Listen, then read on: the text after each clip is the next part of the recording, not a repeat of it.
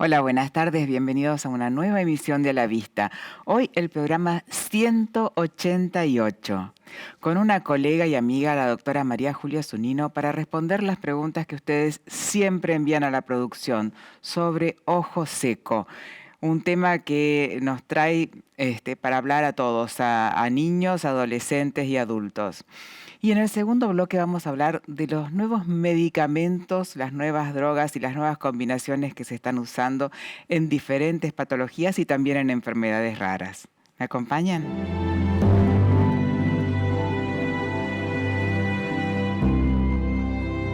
Bienvenidos a este primer bloque de A la Vista y como le anuncié en la presentación, con la doctora María Julia Zunino. María Julia, gracias por estar con nosotros. No, por favor, gracias a vos, Amalia, por la invitación. Siempre es un placer tenerte. Te voy a presentar, María Julia. La doctora Zunino es médica oftalmóloga, especialista también en medicina laboral, es profesora adscripta de oftalmología en la Universidad de Buenos Aires, miembro titular de las sociedades más importantes de nuestro país y del exterior, y ahora es médica oftalmóloga del Hospital La Iglesia. María Julia, felicitaciones. Sí. Una novedad y linda novedad. Seguro, seguro. Bueno, vos sumando. Estás bien en todos lados porque todo el mundo te quiere, María Julia. Y así como nos viniste a explicar también de ecografía, que era la ecografía ocular, para que la gente no tenga miedo sobre ese estudio, las preguntas que llegan sobre ojo seco a la producción son muchísimas. ¿Vos lo ves mucho en tu consulta? Y sí, mi otra gran especialidad es la superficie ocular e infectología ocular y la verdad es que sí, es una consulta de diario. Sí. Algunos no lo pueden rotular como ojo seco, pero gente que tiene molestias y no sabe para dónde correr y cuando uno lo examina tiene un nivel de ojo seco. Claro, ¿y lo ves más en hombres o en mujeres? Es más común en mujeres, pero los hombres también tienen y en realidad es una patología muy abarcativa, o sea, todos tenemos... hay muchas causas de ojo seco, sí. Y la verdad si uno analiza la lista de causas, todos entramos en alguna. Claro. O sea, todos tenemos menopausia, vamos a tener todas las mujeres, o sea, todos estamos expuestos a PC, todos estamos bajo el agujero de ozono. Claro. O sea, todos tenemos cierto nivel de ojo seco. Es cierto. Se va a manifestar o no y va a depender de lo laboral. Si el paciente se dedica a trabajar con computadoras va a ser mayor que si no, y depender de otros factores, ¿sí? Claro. ¿Y te pasa que, por ejemplo, te manda un paciente una foto de él o una foto de un familiar y te dice, tengo el ojo rojo, ¿qué me pongo? Todo el tiempo pasa y no es tan fácil desde una foto de un celular, ¿sí? No. O sea, cuando estábamos en pandemia, pues no quedaba otra. Yo agrandaba la foto, trataba de darle pautas de alarma al paciente, si hay dolor, ya no es con foto, tiene que venir. Claro. O sea, pero bueno, la preferencia es que los pacientes se acerquen, sobre todo ahora que ya se terminó la pandemia. Totalmente, totalmente. ¿Y cuáles son los síntomas más frecuentes? ¿Qué puede sentir el paciente? Tiene un síntoma muy proteiforme, parece hasta una conjuntivitis, a veces da ardor, sensación de arenilla, el párpado raspa al parpadear, acá estamos viendo una infografía de cómo se parpadea. En cada parpadeo el ojo forma la película precorneal, que es la que está apareciendo aquí en el graph. Sí. Y esa película tiene varias capas, ¿sí? 3 por lo menos. Sí. Y son todas las capas importantes. Y cualquier alteración cual y cuantitativa de estas capas va a traer sequedad ocular. Claro, ¿sí? Cualquier falla en cualquiera de las capas. Exacto. Y después nosotros utilizamos determinados colorantes para explorar la superficie ocular que nos van a hacer ver si el ojo realmente tiene una sequedad más de la media o más de lo normal que el resto de los pacientes. Tenemos el test de fluoresceína y tenemos el verde lisamina. Con la fluoresceína medimos el break-up time, que es el tiempo de ruptura de esa película lagrimal. Es cierto. Ahora hay aparatos automatizados que lo miden, pero también se puede medir mirando al ojo en la lámpara de hendidura. Totalmente. Y es totalmente válido y uno tiene una idea de la estabilidad de esa película precorneal. Claro. Sí. Y Antes era ojo seco igual a lágrimas artificiales. Y hay gente que con lágrimas no funciona, no se siente bien. Correctísimo, porque como les decía, si uno va a analizar las causas, muchas veces este es el problema de la enfermedad. Es una enfermedad policausal, no hay una sola causa. Entonces es muy difícil de ajustar. ¿Sí? O sea, hay que ver qué tipo de ojo seco para poder darle la lágrima adecuada y si necesita más que lágrimas. Ya hay sustancias que son secretagogos, sustancias que ayudan a cicatrizar las úlceras de córnea por ojo seco, como la insulina. O sea, hay muchas...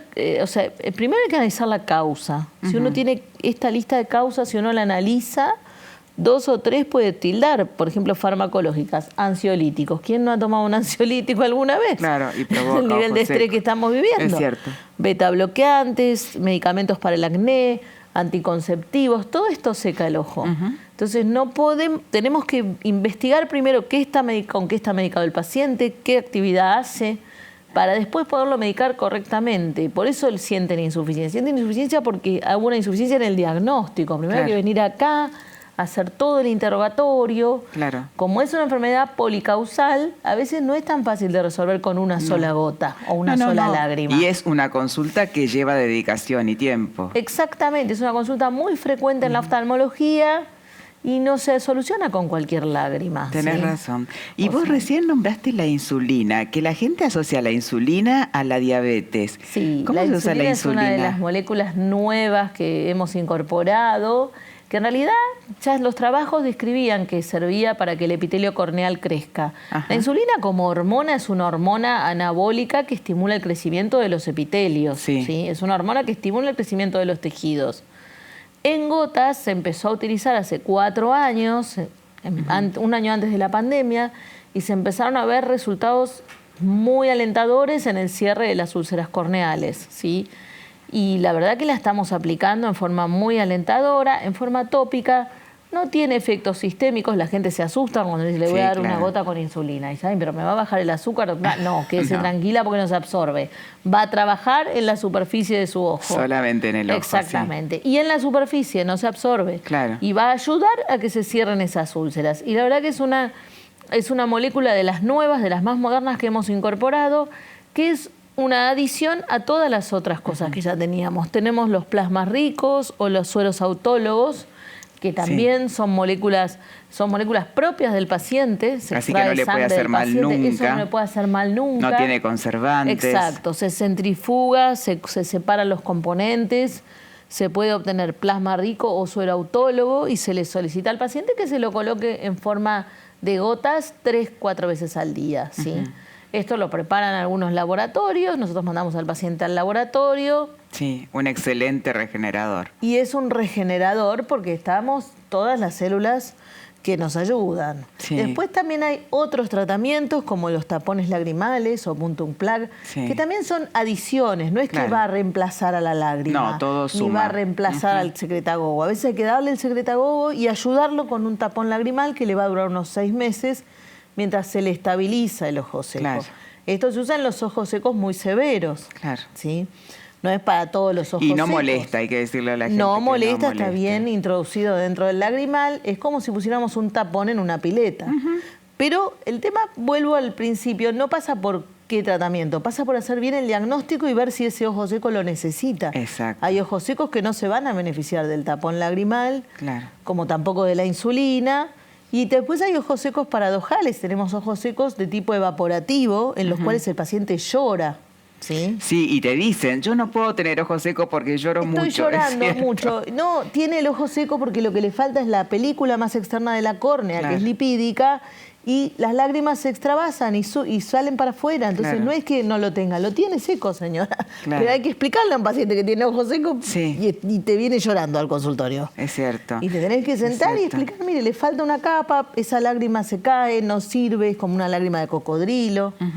Y muchos pacientes te preguntan si toman más agua tienen menos ojos secos. En realidad sí, los Sjögren viven tomando agua. Yo tengo pacientes de Sjögren que vienen con su botellita y se sientan en el consultorio con su botellita porque si no beben no pueden continuar. Y aquí tenemos otra estrella de los tratamientos, que son los discos de membrana amniótica, ¿sí? Tenemos membrana amniótica liofilizada, que se colocan en el fondo del saco y también liberan células de amnios y ayudan a epitelizar las úlceras del ojo seco y restauran la superficie ocular en los ojos secos extremos.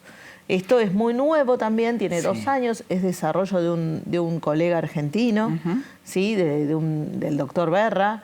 Y la verdad que, o sea, hemos ganado bastante terreno también y ayudamos bastante a los pacientes con los ojos secos severos. Claro, es muy importante la investigación de ojo seco que se ha hecho en la Argentina, las estadísticas que se han hecho, que antes no la teníamos y que ahora todos los colegas le damos mucha más importancia al ojo seco. Finalmente, porque si no pasaban cosas, bueno, todavía me pasan a veces, los pacientes están divinamente operados, pero nadie se ocupó de su ojo seco y me dicen, doctora, bueno, espere, no pueden disfrutar de la cirugía porque están molestos. Claro. Cuando les ponemos en el camino correcto del tratamiento de ojo seco, empiezan a ver bien. Sí. Y ahí sí. Incluso antes de una cirugía estética de párpados hay que estudiarlo si tienen ojo seco. Porque todos los ojos secos se pueden agravar con los actos quirúrgicos. Totalmente. Sea una catarata programada, sea una retina o una cirugía de párpados, como bien dijiste. Entonces, el paciente tiene que tener una evaluación previa,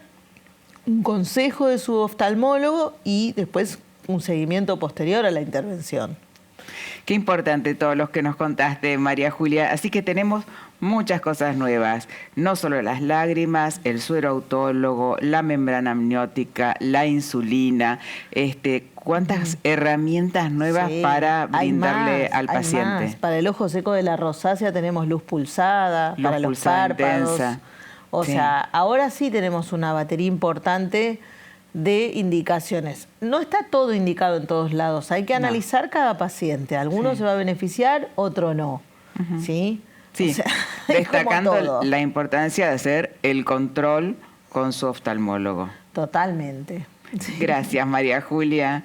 Muchas gracias por tu visita y felicitaciones otra vez. Yo creo que la gente de la iglesia ha ganado una profesional de primera línea. Muchas gracias, Amalia, por la invitación y bueno, acá estamos siempre para ayudar a responder estas dudas de la gente. Gracias. Nos despedimos de la doctora María Julia Zunino. Vamos a una pequeñísima tanda y volvemos con más a la vista.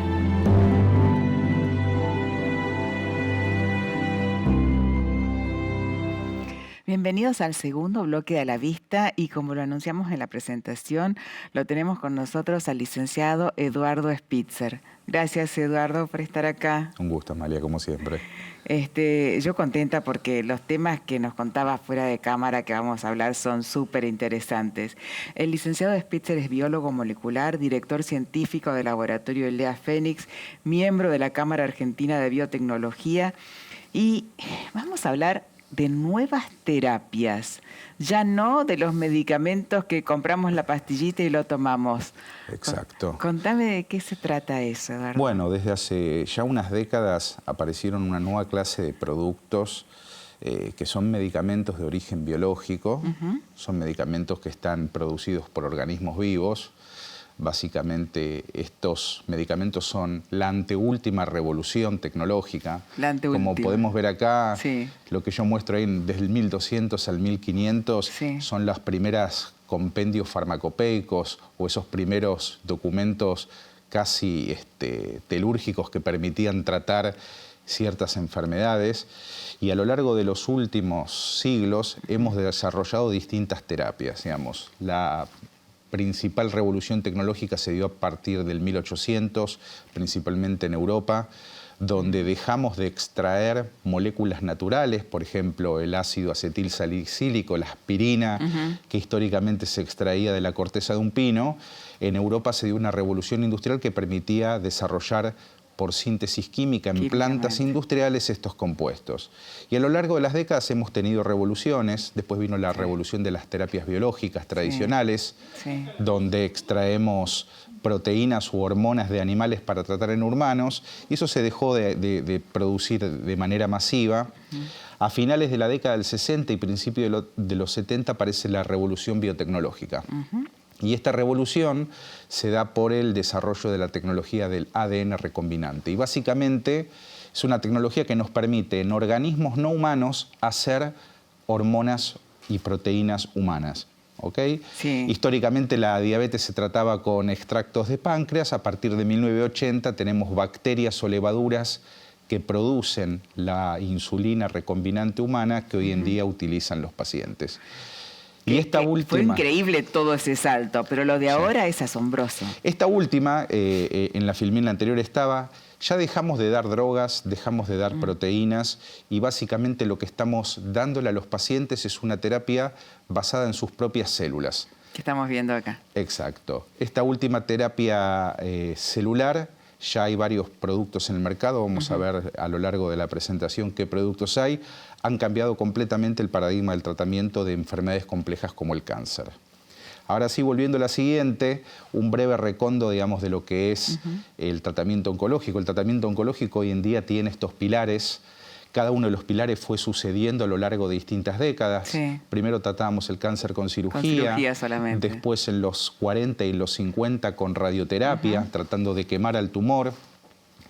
Aparece la quimioterapia a finales del 50, principios del 60, que son básicamente compuestos tóxicos que atacan al tumor y a la célula sana, pero aprovechamos la velocidad de duplicación del tumor como para que muera más rápido. Lo mate más rápido, sí. Y a finales de los 80, esa huella dactilar que aparece ahí es lo que es la medicina personalizada. Hoy entendemos que el cáncer no es una enfermedad, sino que es un abanico de enfermedades.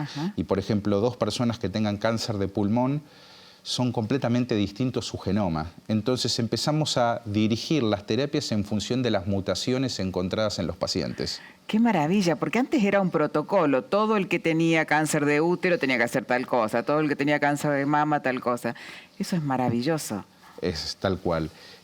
Hoy muchas de las drogas que encontramos en la Argentina, cuando uno lee el prospecto, te dice que esta droga está indicada para cierta mutación que tiene el paciente.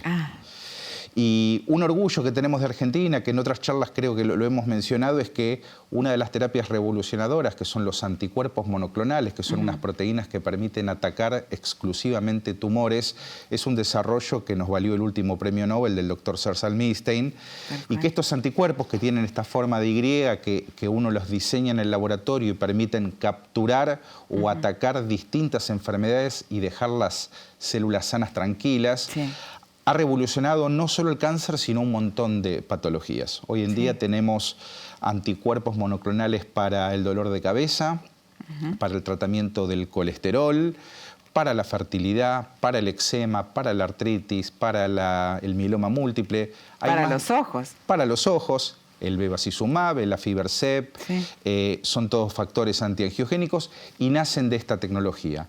Hoy en día son la principal herramienta del tratamiento de enfermedades complejas.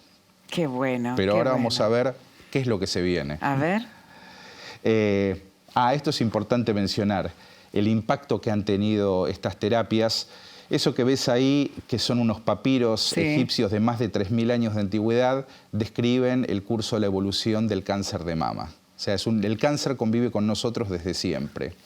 Lo que ves abajo a la izquierda era un instrumento de la época de la Revolución Francesa para realizar mastectomías, que era básicamente una guillotina.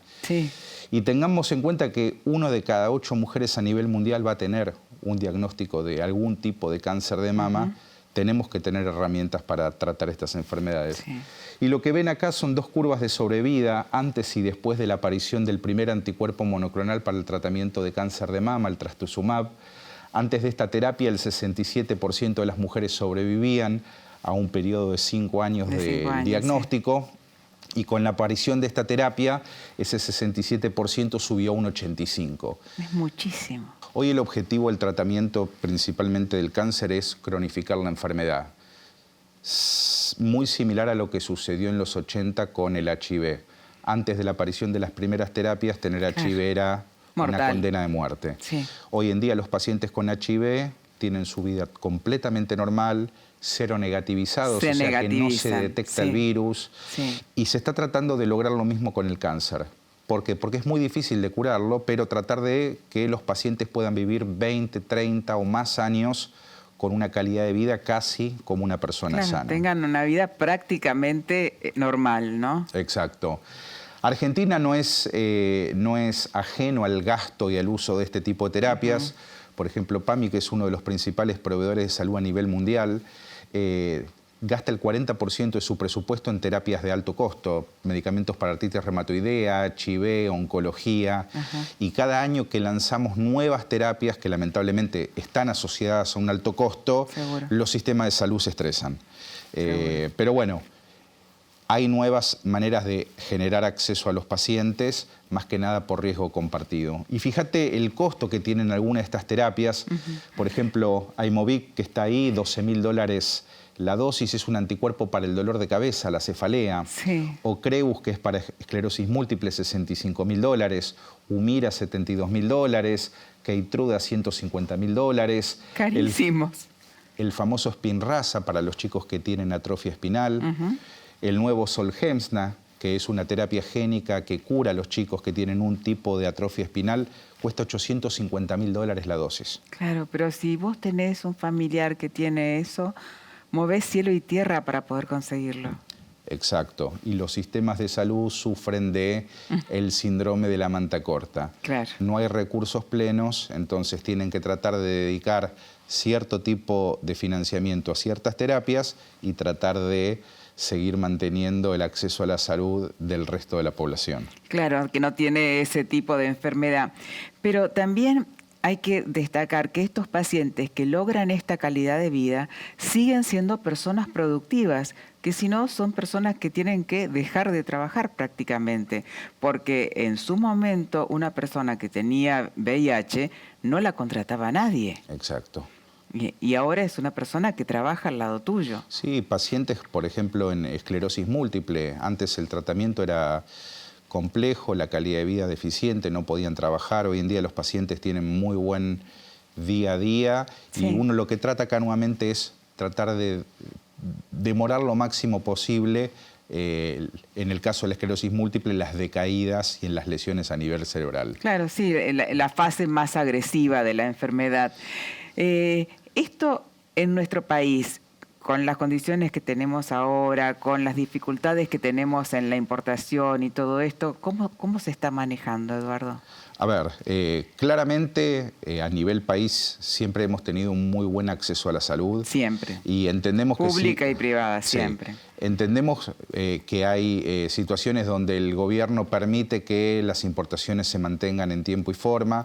Por suerte, de muchas terapias hay fabricación nacional de la droga y del producto medicinal que la gente usa. Hay múltiples empresas que fabrican anticuerpos monoclonales, proteínas recombinantes. ¿Ustedes lo fabrican? Nosotros fabricamos. Hay plantas que son alucinantes, no me dejo de... Hay ciertas demoras, pero lo importante es que el paciente no se ve afectado. Claro. Y vos fíjate que el acceso es algo que es un problema universal.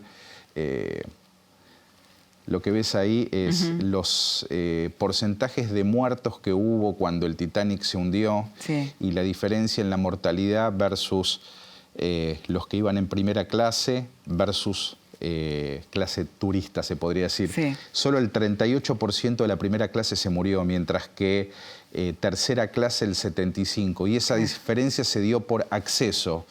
¿Acceso a qué? A los salvavidas. Estaban en el mismo nivel de donde estaban los de primera clase. Y a lo largo que pasan los años, en algunos casos, las diferencias se incrementan.